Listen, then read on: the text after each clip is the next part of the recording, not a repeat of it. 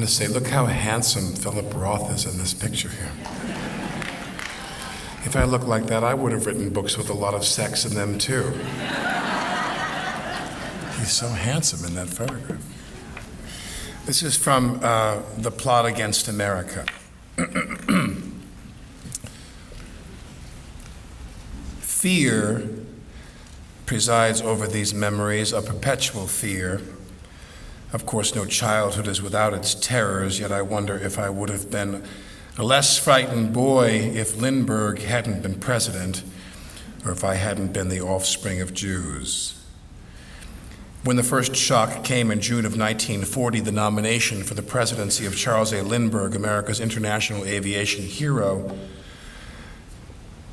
by the Republican convention at Philadelphia, my father was 39, an insurance agent with a grade school education, earning a little under $50 a week, enough for the basic bills to be paid on time, but for a little more.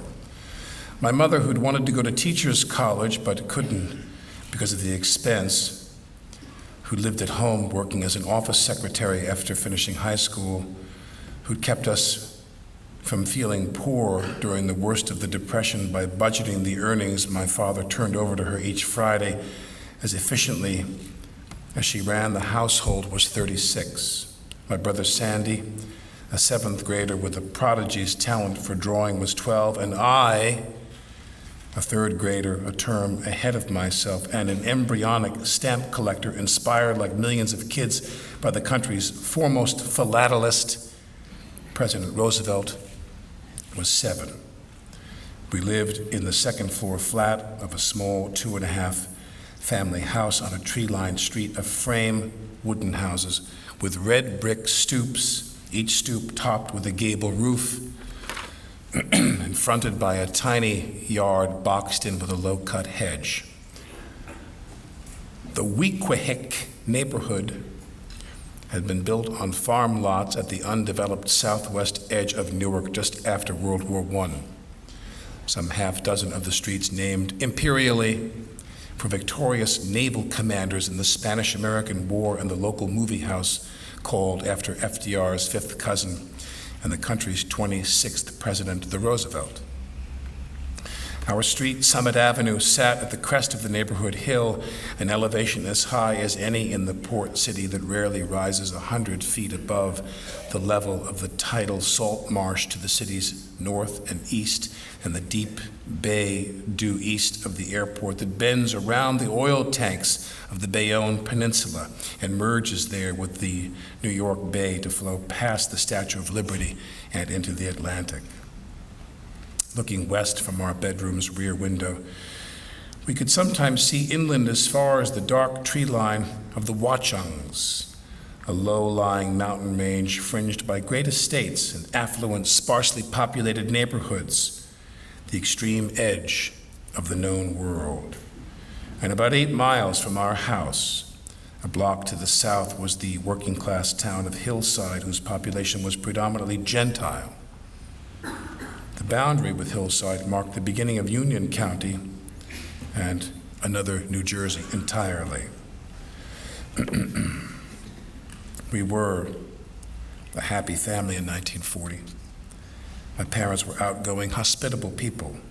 Their friends culled from among my father's associates at the office and from the women who, along with my mother, had helped to organize the Parent-Teacher Association at newly built Chancellor Avenue School, where my brother and I were pupils. All were Jews. The neighborhood men either were in business for themselves, the owners of the local candy store, grocery store, jewelry store, dress shop, furniture shop, service station, and delicatessen, or the proprietors of tiny industrial job shops over the Newark-Irvington line, or self-employed plumbers, electricians, house painters, and boiler men. Or were foot soldier salesmen like my father out every day in the city streets and in people's houses peddling their wares on commission. The Jewish doctors and lawyers and the successful merchants who owned big stores downtown lived in one-family houses on streets branching off the eastern slope of the Chancellor Avenue Hill, closer to grassy, wooded Weequahic Park, a landscaped 300 acres whose boating lake, golf course, and harness racing track separated the Weequahic section from the industrial plants and shipping terminals lining Route 27 and the Pennsylvania Railroad viaduct east of that, and the burgeoning airport east of that, and the very edge of America east of that. The depots and docks of Newark Bay, where they unloaded cargo from around the world. At the western end of the neighborhood, the parkless end where we lived, there resided an occasional school teacher or pharmacist, but otherwise few professionals were among our immediate neighbors, and certainly none of the prosperous entrepreneurial or manufacturing families. The men worked 50, 60, even 70 or more hours a week. The women worked all the time, with little assistance from labor-saving devices, washing laundry, ironing shirts, mending socks, turning collars, sewing on buttons, moth-proofing woolens, polishing furniture, sweeping and washing floors, washing windows, cleaning sinks, tubs, toilets, and stoves, vacuuming rugs, nursing the sick, shopping for food, cooking meals, feeding relatives, tidying closets and drawers, overseeing paint jobs and household repairs, arranging for religious observances, paying bills, and keeping the family's books, while simultaneously attending to their children's health, clothing, cleanliness, schooling, nutrition, conduct, birthdays, discipline, and morale. A few women labored alongside their husbands in the family-owned stores on the nearby shopping streets, assisted after school and on Saturdays by their older children who delivered orders and tended stock and did the cleaning up. It was work that identified and distinguished our neighbors, for me, far more than religion. Nobody in the neighborhood had a beard or dressed in the antiquated old world style or wore a skull cap, either outdoors or in the houses I routinely floated through with my boyhood friends. The adults were no longer observant in the outward recognizable ways, if they were seriously observant at all, and aside from older shopkeepers like the tailor and the kosher butcher, and the ailing or decrepit grandparents living of necessity with their adult offspring, hardly anyone in the vicinity spoke with an accent. By 1940, Jewish parents and their children at the southwestern corner of New Jersey's largest city talked to one another in an American English that sounded more like the language spoken in Altoona or Binghamton than like the dialects famously spoken across the Hudson by our Jewish counterparts in the 5 boroughs.